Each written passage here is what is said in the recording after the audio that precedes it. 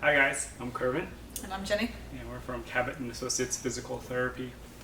This is the third video of the multi-part series on sitting, and I just want to quickly review the first couple of videos we talked about is finding the right seat height for you, whether you're on a stool, whether you're working on a work chair. It could be the edge of your bed, it could be a kitchen chair. And then also we talked about finding the pelvic floor and how to find that efficiently, finding your happy place. We also started talking about how to use your legs and get those engaged, tap into those resources, so that the palm tree analogy that we talked about, getting that so that it keeps you grounded, so that you can be able to hold on to a prolonged sitting position. In this video, Jenny's going to talk us through how to get all of that engaged and then get our shoulders and arms, neck in position as well. All right, here we go. So, like Kervin was saying, this is to help really open up the chest area, kind of get the posture back into the ideal position. So for him, he's good. He's still in his staggered stance. He's still connecting through his feet there.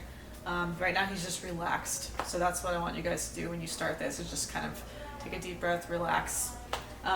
So what I want him to do first is with his shoulders, he's going to start to move them up just a little bit towards his ears. Doesn't need to be too much. So we're going for really small movements throughout this entire exercise. Okay, so just keep that in mind. From there, he's going to rotate his shoulders back like you're doing a shoulder roll. Good. And once he has that, you could see he's already actually opened up his hand, which is great. That's what we want.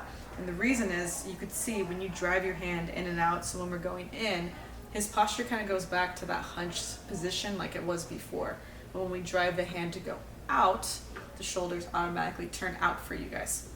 Okay, so once he has that, automatically when you do this, when you are in this position, you can feel that little squeeze in the back of your shoulder blades. So make sure you're engaging that squeeze when you're in this position. And again, doesn't need to be too much pressure, just very light pressure.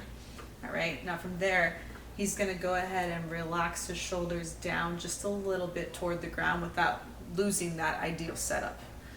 Okay, and in terms of the chin and the neck area, which we want to protect, it looks pretty good. I would have him kind of protect his neck a little bit more by giving himself a little bit of a chin tuck, and just like he just showed you guys. So what I mean by that is he's moving his chin a little bit down towards his chest, but he's pushing the top of his head up towards the ceiling. So he's allowing his neck area to elongate, to line up with that posture that we set up.